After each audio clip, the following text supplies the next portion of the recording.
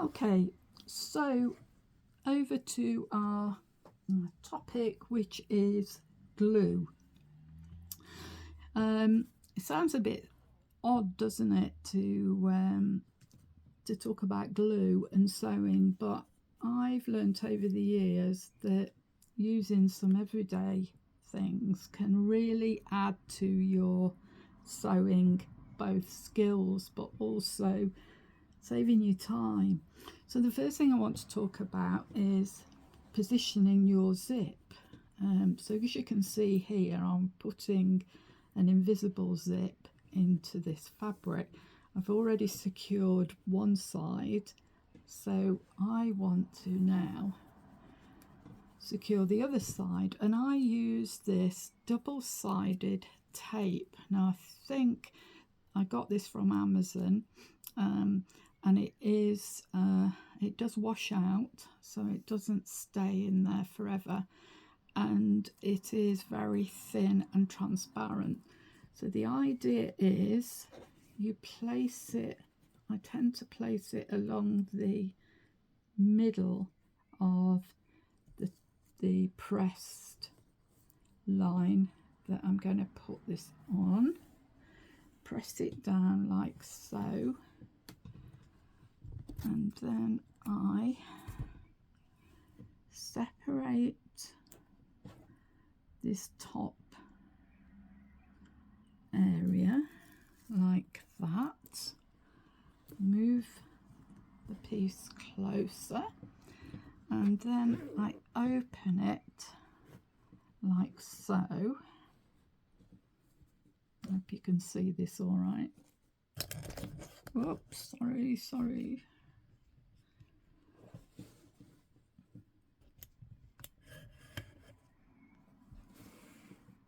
Okay,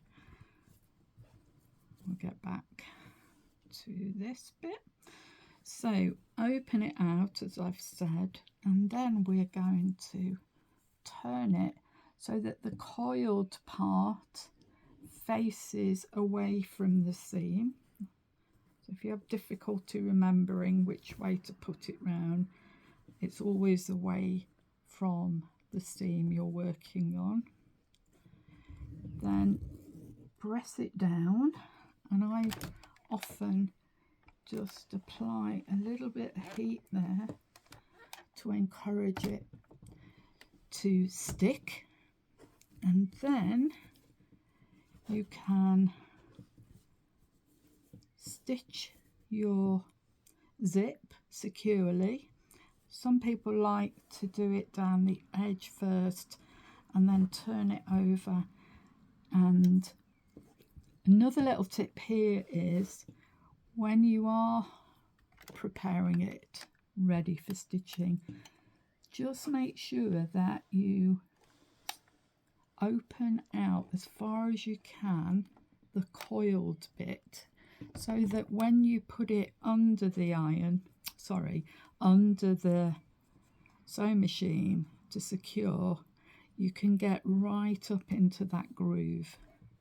Turn it over and pretend that we've stitched that, but can you see how lovely that secures it, and not too much time taken just to do that little bit of prep work. So that's what I use to secure zips with. Next thing I want to show you is, if you're doing something like a pocket, as you can see here, I will use this glue stick. It's non-toxic, it's washable, it doesn't hurt if you get it on your skin, and again, little amount just all the way around the edge of your pocket, and then fold in and fold in and fold in and fold in. So, and once again, I do just press this so that it is nice and crisp. And of course you turn your pockets to the outside. There we are. And then you can top stitch it if you want, but that actually looks really secure, as you can see. And then what I do, if I'm putting 2 pockets on the front of, say, a shirt, then I'll put some little dots of this on to the garment and position it, making sure that I'm happy with the measurements either side, that it's actually level. So this little pocket then is exactly where I want it to go, and if I've made an error in where I'm placing it, I can just lift it up and put it down into the correct place. So that's the it's a company called Amos, and it's available, I think I got this from a craft shop, so 99p. So that's brilliant in terms of value. Another really useful thing that I found, which is when you're cutting something like a collar, a neckline, anything that has a bias cut or it's against the weave, is likely to stretch out. And so what I do is I use this fabulous little stuff, which is almost like interfacing, very fine interfacing, but cut again on a bias, but it has this stitched ribbon on which stops it from stretching out. So what I would do is I would prepare, I think I better do it that way to show you, prepare this before I start stitching it, so that I'm not then pulling anything out of shape. So literally just follow round with the iron,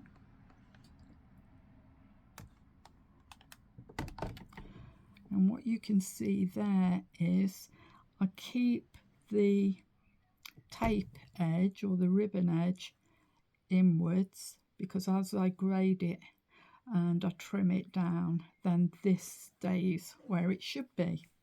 And then I can place the collar, which fits perfectly, because I don't know about you, but when I've done collars and I've not secured the edges, then I often get misshapen collars. So this is just really useful for that kind of thing. Okay, now where I got this, I don't know what you'd call it really, but it's seam tape of sorts, was from eBay, and I got a 500 metre roll for about £10.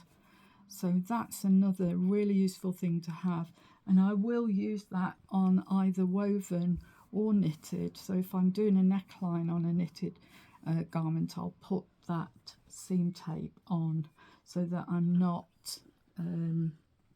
pulling it and stretching.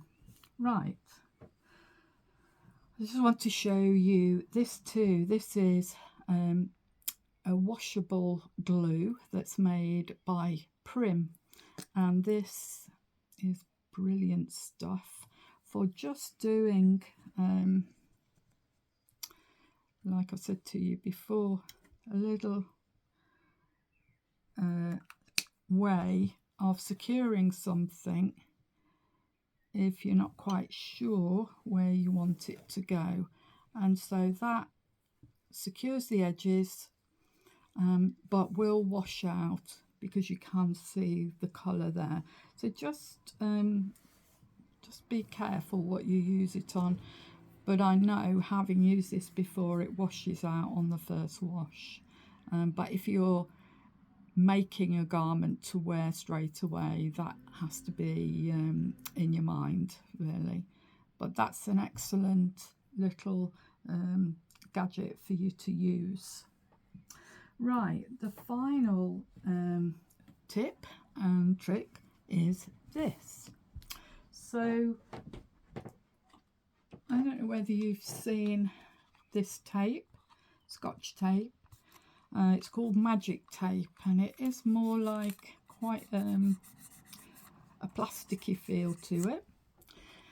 And I, like many of you out there, when I'm getting ready to put my buttons on, I will mark it up so that I know exactly where they're going to be, and then get the button, wiggle it under my sewing machine or on with my hand sewing, but it invariably moves just that tiny bit. So this is what I do. I secure the buttons like this. So tape over and put them all on so that you have your buttons lined up before you go to your sewing machine. So I don't know whether you can see that here, but I've put them 3 inches apart. Yeah, and then I can see that they're all in the correct place before I actually take to the sewing machine to secure them. Once I've stitched them, then what I find is I just lift that back, and it will have split the tape, but it actually doesn't leave any residue. And this is just such an easy way to secure your buttons in preparation for finishing your garment. Now the final bit is a buttonhole. So made my buttonhole ready, and what I like to do, once I've cut it and it's the correct length, I will use again another Prym bit of haberdashery, and this is fray check, and I love this for buttonholes because I'll just put the smallest amount, and I usually do it on the wrong side just in case, and then I take my iron and I just make sure that it's dried it out, and you can see there no fraying. And that's just a really simple way to ensure your sewing gets the right look for you when you finish, because I hate to see frayed bits in my my shirts or blouses. So this little trick here, and just popping the iron over it, no steam, just dry, will secure it, and it will stay the way you want it to.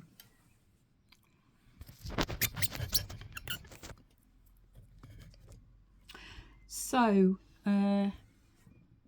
just a few little things there that I think might just help you. If you've seen them before, wonderful. If you've got any tips and tricks that I haven't talked about there, then please let me know in the comments. If you are a regular subscriber, then thank you so much, and please give me a thumbs up. If you're new, consider subscribing, because I do try and put some different things on my channel. So I'm going to say be kind, love your sewing, and I will see you all again very soon. Bye for now.